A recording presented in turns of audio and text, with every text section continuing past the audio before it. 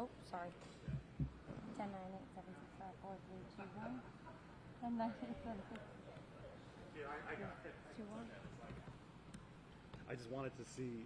Yeah, Oh, you wanted it down. Okay. Well, this arm is actually a Okay. little 10, 9, problematic, 8, so I just 7, want to see 6, how. 5. Good morning. It is Wednesday, 9:26 p.m. Mic check. Press conference 9:30. It's raining outside. 10, 9, 8, 7. It is Wednesday. Good morning. It is raining outside. All right. Good.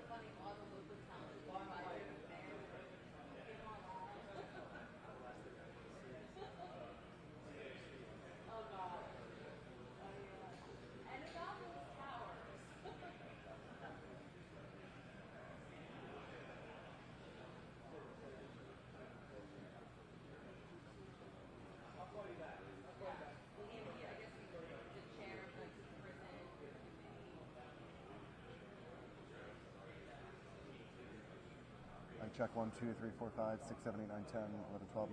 Mic check 1 2 3 4 5 6 7 8 9 10 11 12. Mic check 1 2 3 4 5 6 7 8 9 10 11 12.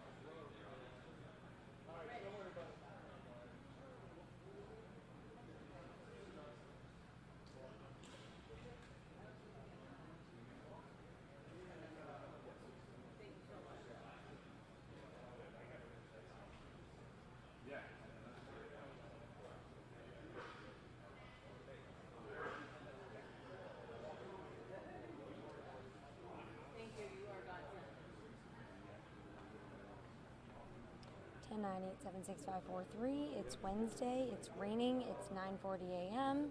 Good.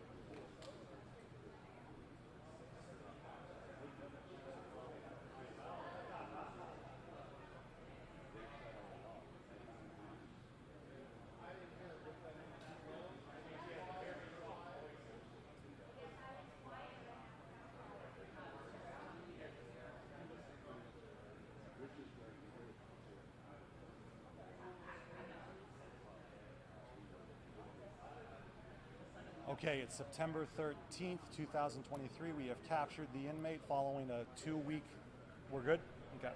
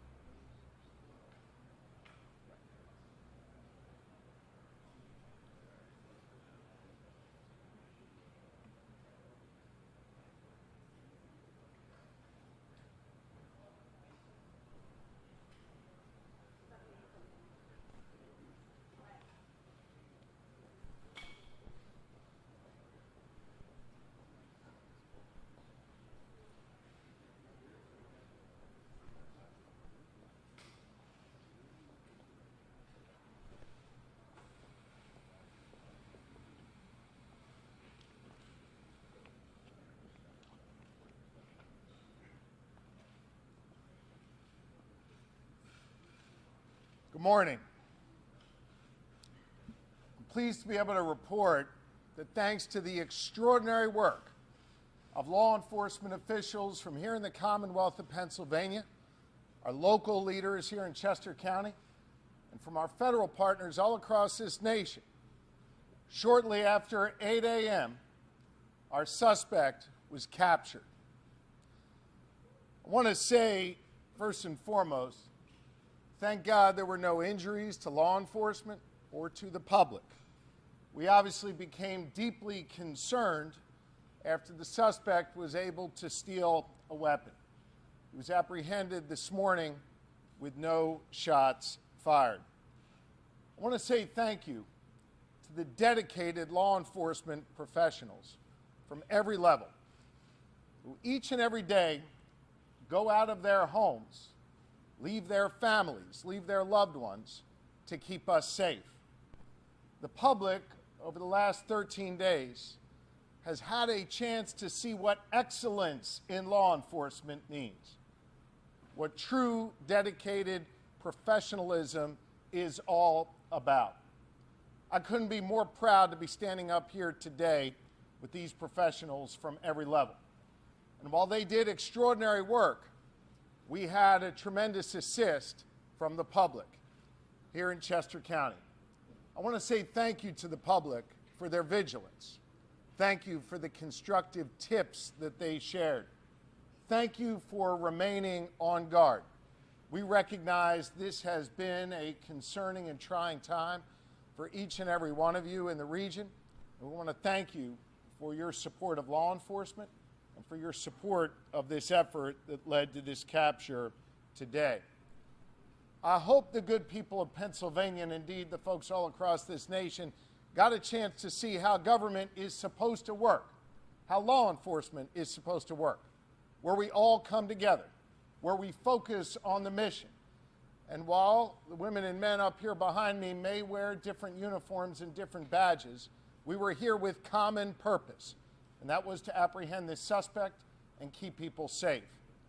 Leading this effort has been the Pennsylvania State Police. And I know I'm going to get booed by some of the folks behind me for saying this. I believe they are the finest law enforcement agency in the United States of America. And I could not be more proud to be the governor of this Commonwealth and to have the chance to serve in public service alongside these great leaders in the Pennsylvania State Police.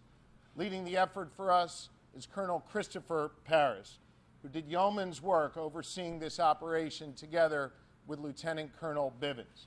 All Pennsylvanians, gentlemen, are indebted to you for your bravery, for your courage, and for your tremendous leadership. And with that, it's my honor to bring up the Colonel of the Pennsylvania State Police, Colonel Christopher Paris. Thank you, Governor. I would like to make a few brief comments. I'd like to dedicate those comments to the victims of Cavalcante and their families. At the end of the day, all of the people behind me here work for justice and for the victims. A close second to the people of Chester County. We appreciate your support, and we appreciate the dedication that you have shown us and the generosity that you have shown us. We are in your debt. This was a major operation. We know that it has affected your lives, and we're very much appreciative of that support. I'd like to thank the governor and his support of us, not only with his physical presence, but his work in Harrisburg on a daily basis. I'd like to thank the Border Patrol, Customs, the FBI, the Marshals, the ATF, our federal partners, the Chester County District Attorney, Deb Ryan, and her Chief County Detective, Dave Sassa. Our municipal partners, too numerous to mention here, in Chester, Montgomery, Delaware, and Bucks counties. We could not have done this without everyone. I would like to thank, from the bottom of our hearts, the members of the Pomar Lynn Fire Company. I know the media has been in and out of here.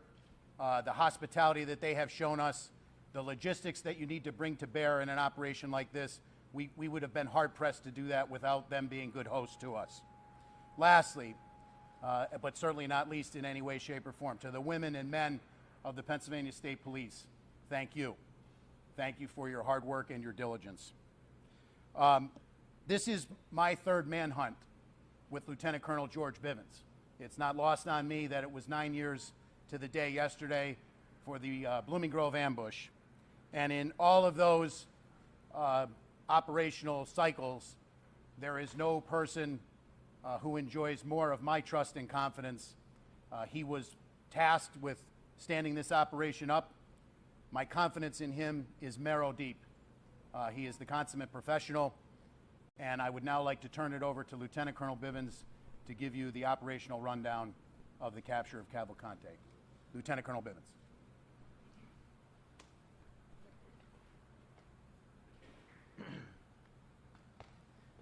Thank you, Governor. Thank you, Colonel. It is a true pleasure to stand here this morning and talk to all of you about bringing this manhunt to a successful conclusion and without getting anyone else hurt, most importantly. None of this would be possible without the support of this team represented by members of various agencies standing with us up here, by others standing throughout this fire hall, and by still more who are out there in the field. So let me give you a few details about how this unfolded. As you know, we have been working most recently in a perimeter established in northern Chester County. Last night, shortly after midnight, a series of events started to unfold. First, we had a burglar alarm at a residence near Prizer Road within the perimeter. Our people investigated that, did not find Cavalcante there or anyone else, but it started to bring some of our people into that area. We had been searching an area not far from there already with some tactical teams that night. There was an aircraft overhead utilizing FLIR technology, and close to 1 a.m. picked up a heat signal that they began to track. It was west of PA 100 and north of Prizer Road. Tactical teams began to converge on that location where the heat source was moving. Unfortunately, we had a weather system that also came in, and we had lightning that was flashing all around, and it caused the aircraft to have to depart the area. Tactical teams made a decision to secure that area, that smaller area, as best they could, and hold it through the storm and until we could bring additional resources in and bring aircraft back overhead to ensure that we did not have an issue with an escape. That resumed early this morning, and shortly after 8 a.m., tactical teams converged on the area where the heat source was. They were able to move in very quietly. They had the element of surprise. Cavalcante did not realize he was surrounded until that had occurred. That did not stop him from trying to escape. He began to crawl through thick underbrush, taking his rifle with him as he went. One of the Customs and Border Control teams, BORTAC, had a dog with them. They released the dog. Some of our PSP CERT members were also there, had him surrounded. The dog subdued him, and team members from both of those teams immediately moved in. He continued to resist, but was forcibly taken into custody. No one was injured as a result of that. Excuse me. He did sustain a minor bite wound. We had medical personnel at the scene, and they took a look at that. Cavalcante was, as I said, taken into custody. He was transported to our Avondale station for further processing and interview, and he will ultimately be transferred to a state correctional institute where he will be housed and begin to serve his life sentence. In just a few minutes, I'll open this up to some questions, but before I do that, I want to turn this over to one of our very close partners, District Attorney Deb Ryan. I know she would like to say a few words, and again, then we'll be happy to take your questions following that. Thank you, Lieutenant Colonel Bivens. Today is a great day here in Chester County. Our nightmare is finally over and the good guys won. We owe a debt of gratitude to all of the first responders for their tireless and dedicated efforts in bringing this fugitive to justice. They worked around the clock, and we are deeply grateful to all of them. Our community can finally regain its normalcy and breathe a collective sigh of relief. This would not have happened without the collaboration and efforts on behalf of a multitude of agencies. I need to thank the Governor, Colonel Paris, Lieutenant Colonel Bivens for his unflappable and dedicated leadership, the U.S. Marshals, the Chester County Detectives, the FBI, U.S. Customs and Border Patrol, the Department of Emergency Services, the Sheriff's Department, and every single person who went out into the field in the most horrendous conditions. We had weather problems, we had terrain problems, and a ton of obstacles that prevented our capture from occurring as expediently as we wanted. We have the best people in the business, and we never lost faith that this capture would occur. We knew that it was just a matter of time. The scope of this manhunt was extremely impressive. The brave men and women who went out there every single day are our heroes, and I am proud to be a part of this collective team of people who worked around the clock to bring this man to justice during this monumental challenge. They utilized every piece of advanced technology, dogs, drones, helicopters, every asset available was put out for this capture. I can't express our gratitude deep enough to all of them and to the community for their support. We received dozens and dozens of donations, well wishes, and kind support from everyone in the community, and we thank this firehouse for housing us. We know we disrupted their lives for a while. One of the first calls we made upon learning about this capture was to the Brandow family, who, as you can imagine, had been living in a complete nightmare. They are so grateful to the men and women who helped with this capture. They can now finally sleep again. I can't thank law enforcement enough for their efforts. Thank you.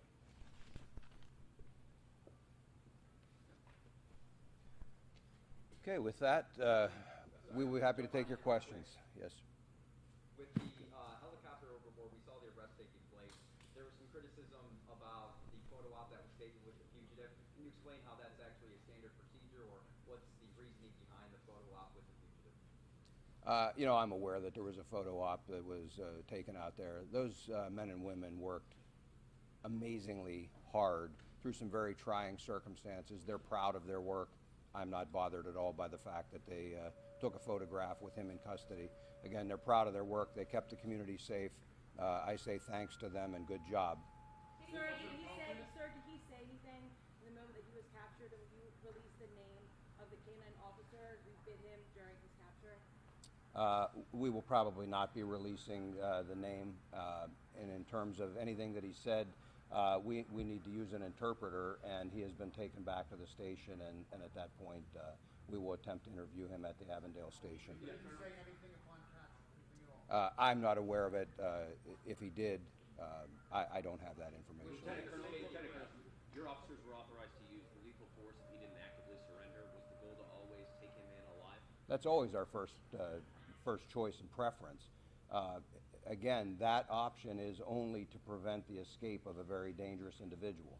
Had they not been able to contain him, that would have remained an option. Who specifically made the arrest? Which organization? It was a combination. It was a combined group of the Border Patrol and PSP. At 1 o'clock captured. When he went into the van, he was stripped and had his tattoos photographed. Is that normal procedure? Yes. When the thermal imaging happened at 1 o'clock, was he in the same location when you found him? Wait, I'm sorry. You'd ask first, man. Was he asleep when you found him? He was proned out. I've not been told that he was asleep. I'm told that he was proned out trying to hide and then began to crawl away.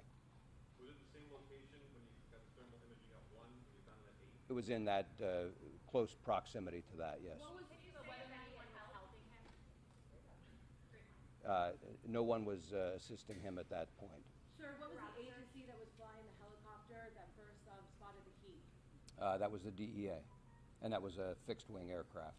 Were you worried as law enforcement that you had to down the plane and there could be another chance for escape? I mean, that's obviously the plane had to land, but what kind of risk did you have to calculate with? Well, you know, as I've told you throughout this investigation, there are always things we have to contend with. Everything isn't scripted and doesn't go perfectly.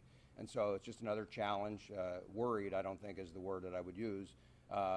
We simply had to adapt. And so we secured that inner perimeter while always keeping our outer perimeter secure, so that if he did manage to get out of that inner, we would box him in yet again. How tough an adversary was he? He led some very high-profile, difficult manhunts. How tough an adversary was he compared to some of the others? You know, I don't know that he was particularly skilled. He was desperate, and I've said that all along.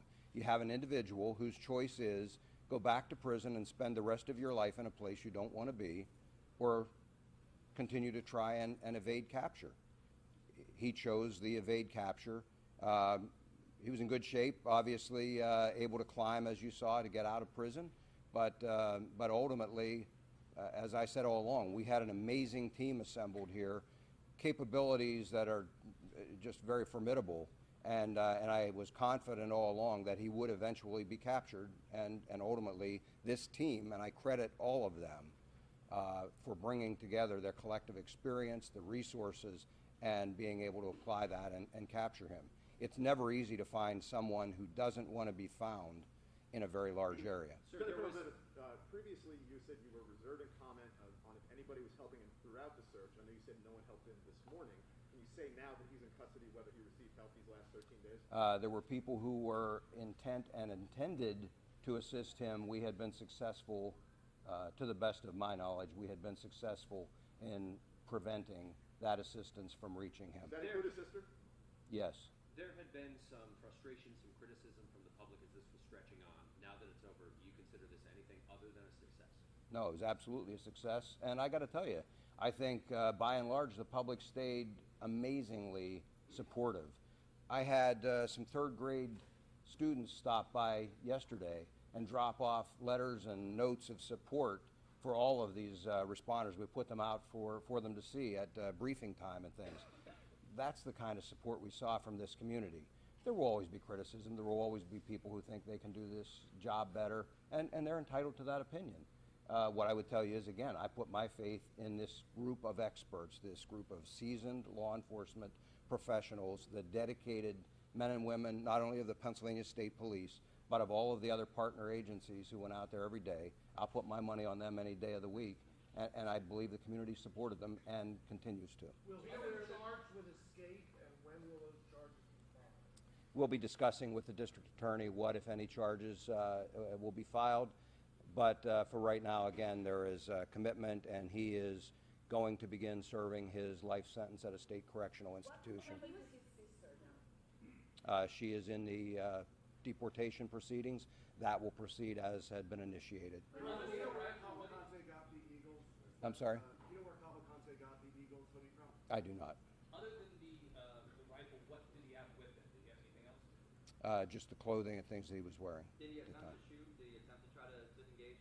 He did not have an opportunity to, no, How sir. many officers were on the ground as you confirmed?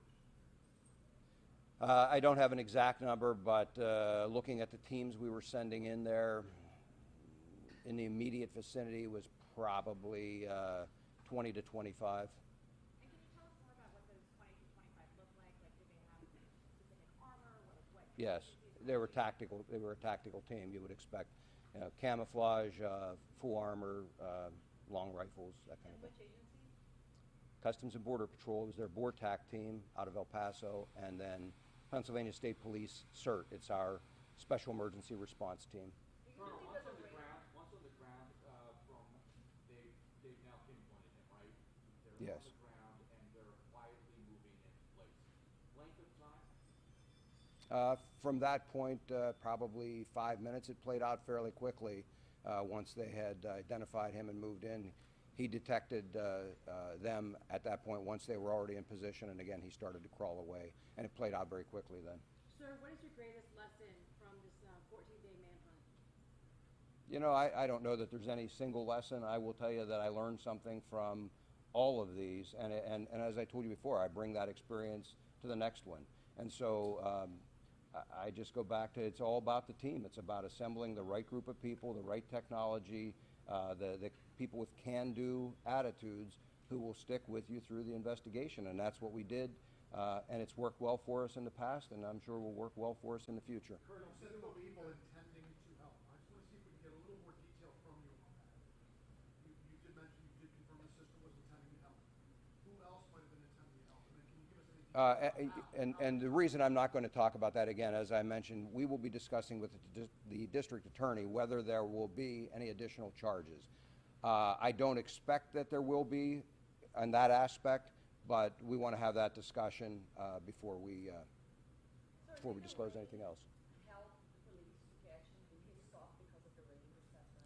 No, I think he stopped because his normal pattern was to travel in the late evening, earlier overnight hours. Whether he got tired or whatever, normally he typically didn't travel then later at night, and he typically did not travel during the day unless we pushed him. And we did have several instances of that where he was pushed and had to move. But you know, he doesn't have night vision or anything like that, the type of technology that many of our operators had out there. And so traversing rugged terrain is difficult to do. I believe it was just easier for him to do in the late evening hours and late afternoon. I believe that's what caused it. It was a scalp wound, and they bleed pretty significantly. I'm told there was not any significant injury. Did he have a phone? Just one, ma'am. He was able to get a car and a gun, a vehicle and a gun during this 2-week period. Is that surprising? Are you sort of astonished that some of the public were by that? No, I mean, all along, you know, we asked people to secure as best they could. Unfortunately, he was still able to acquire some of those things. Again, those are just some of the challenges we deal with in an investigation like this. Our people rise to those challenges, and ultimately, again, he was successfully captured.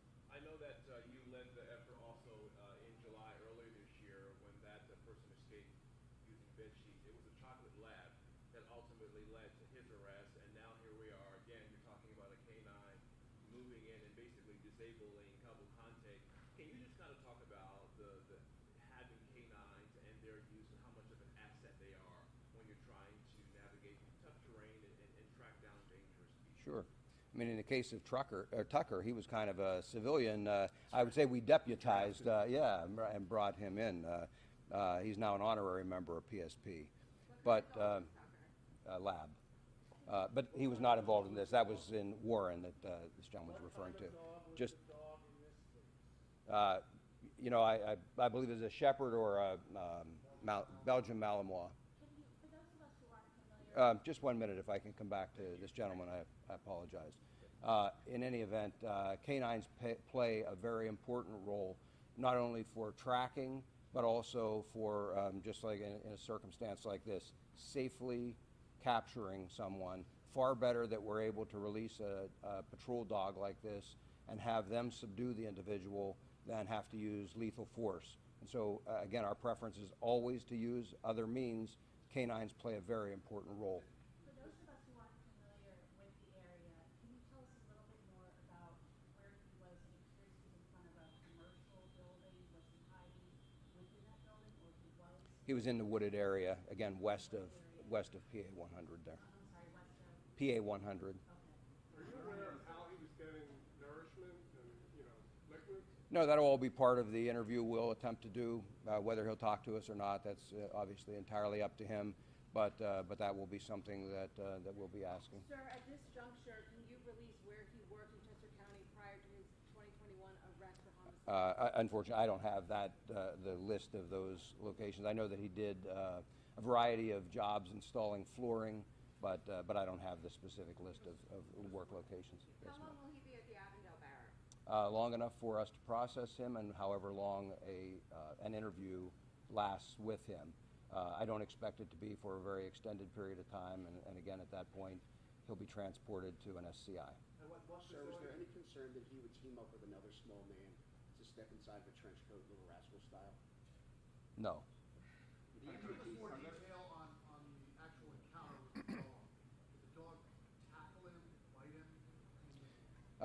You know, again, I didn't see this specific capture. What I would tell you is the way those dogs are trained is to simply go to the person. They will grab whatever is closest for them to grab, and then they are trained to detain that individual. They don't just keep biting and releasing or trying to cause additional injury. They simply grab onto and try and hold that person in place until officers can get there. So that's why they're never released, at some great distance or unsupervised. There are officers close by who can then move in. The handler can immediately pull the dog back off of they give them a command, pull the dog back off, and then officers take over from there. He did. I don't have the name right now. Was there any body cam footage or doggy cam footage in the situation of him getting the arrest, of anything happening? Not that I'm aware of, And sir. then secondly, Border Patrol, are they here? Yes. Can we talk about the expertise of Border Patrol being here to make that arrest? Do you want to? What your experience played in, how that made you could step up? Sure. Now, Border Patrol is trained in tracking and pursuing. From the time an agent comes on duty, assigned to the southwest border, they get lots of experience tracking and trailing people.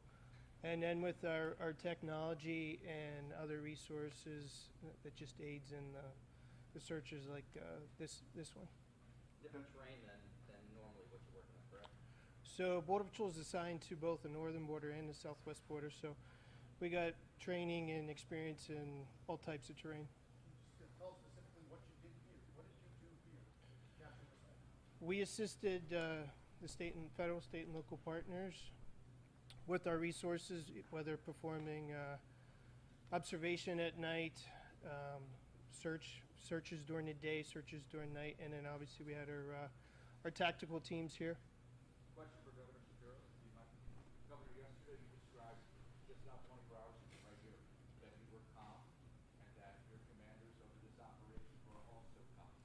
In hindsight, how did you balance the obvious pressures from outside that were forever saying, find him yesterday?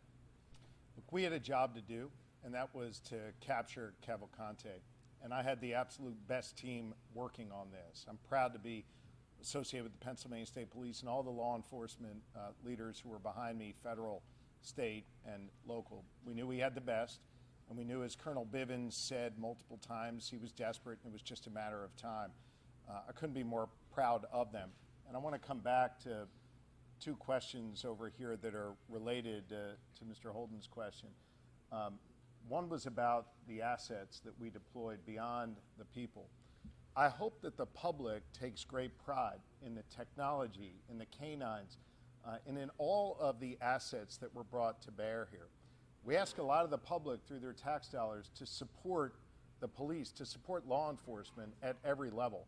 And they got a front row seat here in Chester County and across Pennsylvania to see the extraordinary work not only these individuals do, but the great technology we're able to bring to bear to ultimately capture dangerous suspects like this. The public should take great pride in that. And then to the gentleman's question there in the suit, folks, whoever had their Eagles hoodie stolen, if you could let us know, I'll do my best to get you one of those new Kelly Green ones, okay? Governor, can I just ask you, two escapes, two different individuals from the same prison in the same year.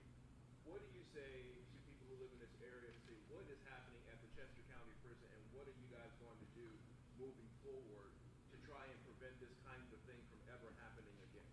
Here in Pennsylvania, our system may be a little different from other states. We have state correctional institutions, and then we have county jails. In this case, the Chester County Jail is run by Chester County officials. They'll answer those questions as to what occurred and what changes are ultimately going to be made. Certainly, the State Department of Corrections will be here to assist in any reviews or in any other work that they need done to make sure that that facility is secured. They obviously have a lot of work to do there, and I'm confident under the leadership of Chairwoman Moskowitz and District Attorney Ryan and other leaders in the county, they'll get that done. Is it estimated that the cost of the manhunt is about $1 million a day? I can't, put a price tag on it. We'll do our best to make sure that whatever can be tallied up is and is shared with the public. At the state level, I can't speak for our local or federal partners. Governor, you mentioned the pattern of what time of day he would travel. Were there any other patterns that you picked up on that were key in tracking him, containing him, and then ultimately catching him? There were a number of things that we picked up on, and he didn't follow the same pattern every single time. Seemed to like to travel via creek beds. He liked other paths of less resistance, wood lines, power lines, gas lines, that type of thing. And that's actually fairly normal. Nobody wants to have to force their way through very heavy underbrush and things. And again, I mentioned the time of day, but all of that combined with some outstanding work and technology is really what brought this to a successful conclusion. People in Chester County are grateful for your efforts. I know you mentioned on Friday you were asked about containment and capture. Ultimately, that tactic was successful. Anyone that you would like to thank at this time? I know Landhope donated breakfast yesterday. Wawa has been big help with lunch. Any small businesses you'd like to thank? And then again, the people of Chester County. I will tell you that we have been compiling a list, and I don't want to stand here right now because I will absolutely miss many. Some of those that you mentioned have been outstanding supporters of us, and I thank them. We will publish a list of all who helped us out because we are very, very appreciative. That level of support is really one of the things that allows our people to focus on the task at hand and to try and be successful even quicker than we might otherwise have to be. When I gave you all a tour of the facility in here, I talked a lot about logistics and the support that's required to field a team of 3, 4, 5 or more hundred law enforcement officers out there. It takes a lot to put it out there, and so the help of all of those folks, the help of the average person who stopped by and dropped off a case of water was very much appreciated, not only for the case of water, but also just for the kind thoughts and words of support that they always included when they dropped that off. You contained and captured, so that tactic was the way to go. Yes, as I said, we always take a multifaceted approach, and so depending on the circumstances, there's always a contingency, and we're always prepared to move in whatever direction we need to. I'm sorry? Were officers wearing any body cameras and all that? I don't believe any officers on the tactical teams had them on. What type of aircraft involved here with the heat seeking equipment? Was that a DEA aircraft? Was it fixed wing, drone, helicopter? Also, did the arrest happen in South Covington Township? It was a DEA fixed wing aircraft. I believe that's South Covington. I would have to look at a map. We were operating in several townships there, but again, it was north of Prizer and west of PA 100. Sir, where were you when this all happened? And do you have a personal feeling of satisfaction for 14 days of very long, hard work? How does this feel for you this morning? I was here in the command post when the capture occurred, and yes, I'm very happy that this occurred and that no one was injured. It brought a new level of danger for all of our people out here in the field when we knew that he obtained a firearm. And so for me, the biggest sense of relief is that no one in the community was harmed and no law enforcement officer was harmed either. So that's the win. Sir, was he mobile the whole time, or did he put up a base camp? No, I believe he was more mobile the entire time. Sir, what prison is he being transported to? We're not releasing that, but it is going to be a state correctional facility, and once he is secure there, I believe they will release where he is being housed. Lieutenant Colonel Bivens, you said that multiple people attempted to help him. Did he have any means of communication to reach out to those people and coordinate with them as to where he was? He did not at the time that we captured him. Yes, ma'am.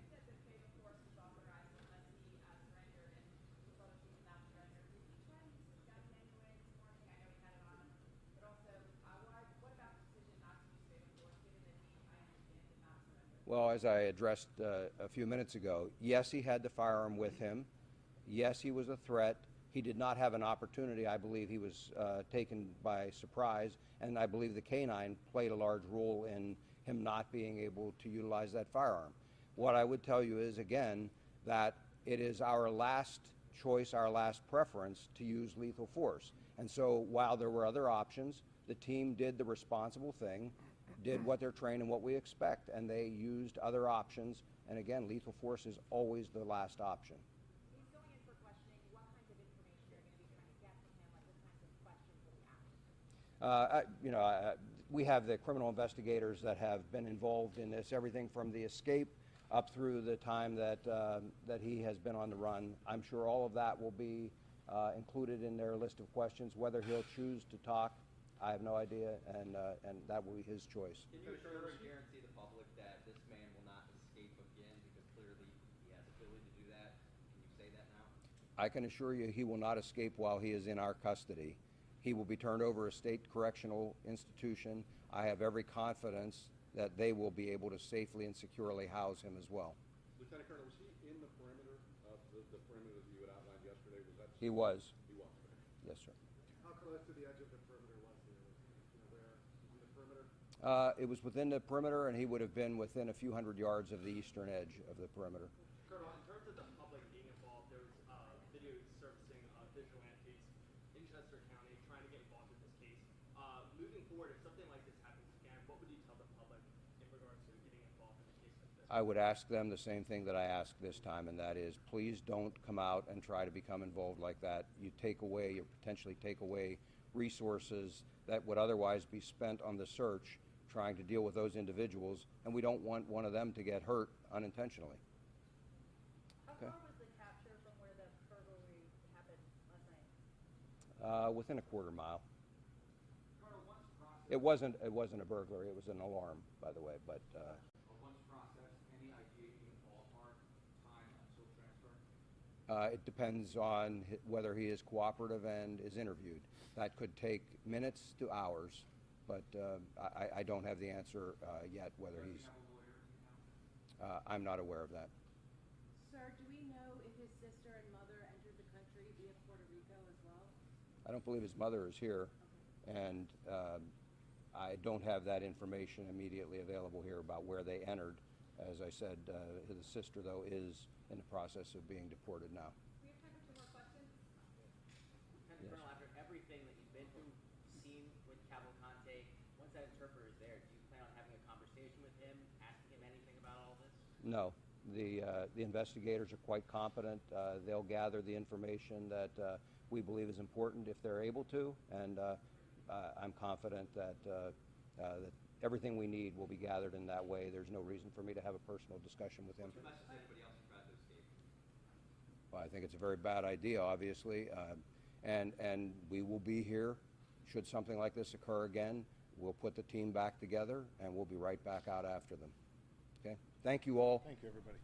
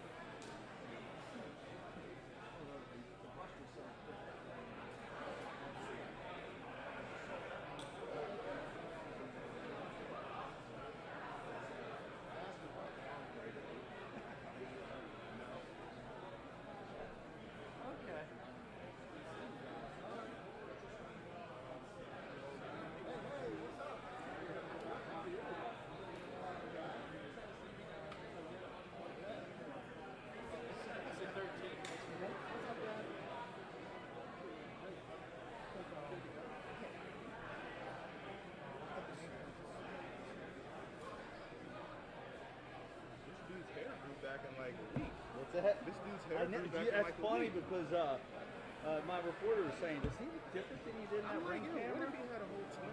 Because last time I saw him, he had a whole Yeah. His hair's long as Somebody put a weave in. You know, gave him some dreads. You never know, man. You never do. I was say he had to have help.